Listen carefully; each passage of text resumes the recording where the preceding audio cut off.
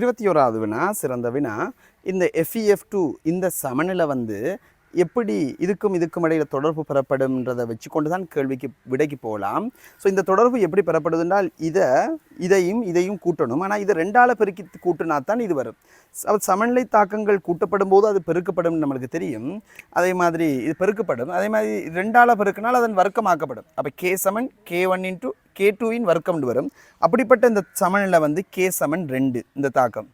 K சமன் 2ன்னா என்னென்னா K வந்து 1 விட பெருசாக இருந்தால் அந்த தாக்கம் வந்து ΔG வந்து 0 விட சின்னதாக இருக்கும்.